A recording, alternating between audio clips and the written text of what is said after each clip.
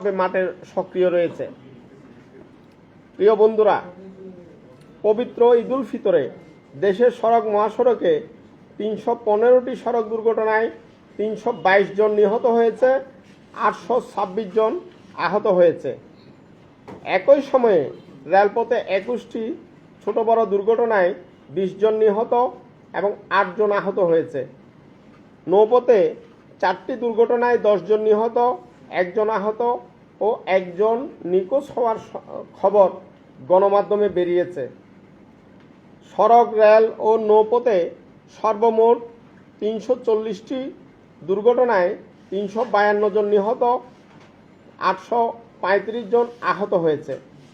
বাংলাদেশ যাত্রী কল্যাণ সমিতির সড়ক দুর্ঘটনা মনিটরিং সেলের প্রতিবেদনে এইসব তথ্য উঠে এসেছে।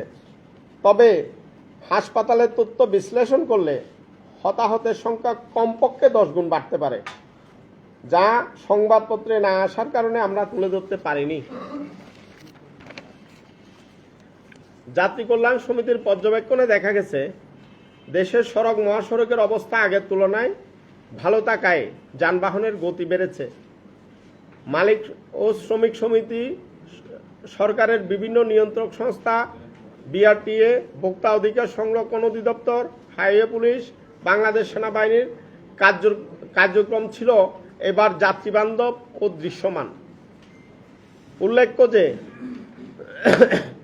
যাত্রী সাধারণ অসংগঠিত ও সচেতন না হওয়ায় অতিরিক্ত ভাড়া আদায়ের নৈরাজ্য, পথে পথে যাত্রী হয়রানি চরমে পৌঁছেছিল।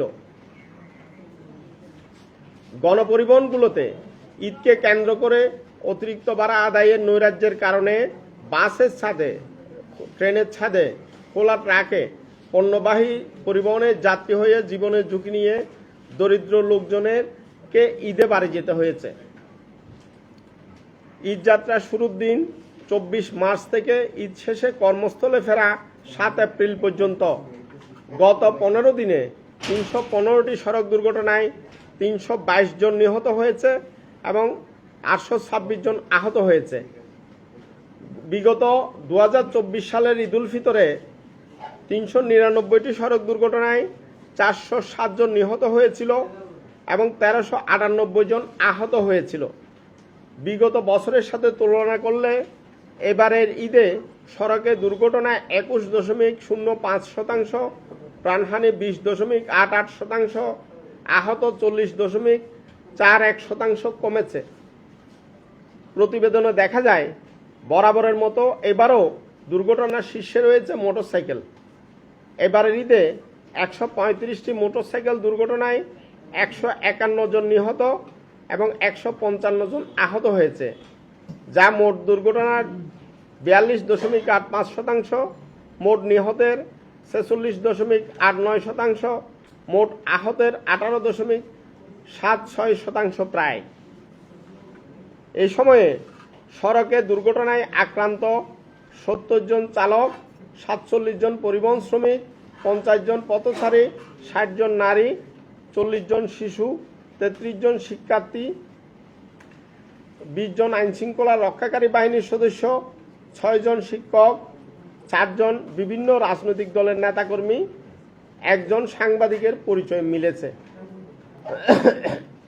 সংগঠিত দুর্ঘটনা বিশ্লেষণে দেখা যায়, মোট যানবাহনের 32.27%, মোটরসাইকেলে 16.56%, বাসে 14.86%, ব্যাটারি চালিত রিক্সা 14.43%, ট্রাক, কাভার্ড ভ্যান 6.06%, 8.06%, কার মাইক্রো 7.21%, নসিমন পরিবহন 6.58%, সিএনজি চালিত অটোরিকশা এইসব দুর্ঘটনার সাথে জড়িত ছিল। দুর্ঘটনার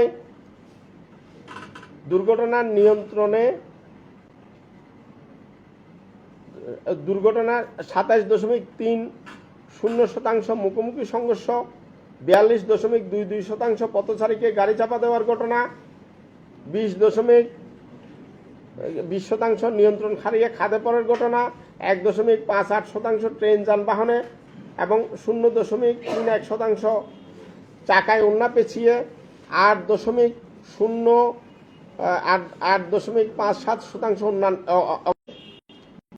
শতাংশ ফিডার রোডে সংঘটিত হয়। এছাড়াও সারা দেশে সংঘটিত মোট দুর্ঘটনার 3.549% ঢাকা মহানগরীতে, 0.63% চট্টগ্রাম মহানগরীতে, 1.58% রেল ক্রসিংয়ে সংঘটিত হয়েছে। আমরা মোটা দাগে যেটা লক্ষ্য করেছি, বর্তমান সরকারের সময়ে সড়কের মাফিয়া সিন্ডিকেট কিছুটা ভেঙে দেওয়া হয়েছে। একই সাথে নিয়ন্ত্রক সংস্থা আমাদের পর্যবেক্ষণে উঠে এসেছে।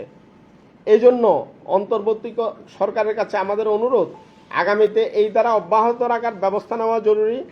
সড়কে দক্ষ চালক গড়ে তোলা, উন্নত বাস নেটওয়ার্ক গড়ে তোলা, আইনের যথাযথ প্রয়োগ নিশ্চিত করা, সড়কে আইন শৃঙ্খলা বাহিনীর অনিয়ম এবং দুর্নীতি এবং মালিক সমিতির প্রভাব মুক্ত রাখা অত্যন্ত জরুরি বলে আমি মনে করি।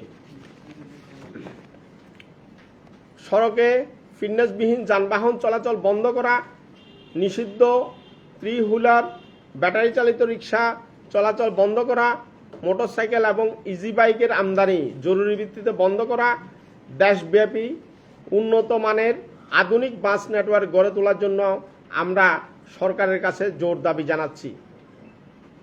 আমি দুর্ঘটনার কারণগুলো আপনাদের সামনে উল্লেখ করছি।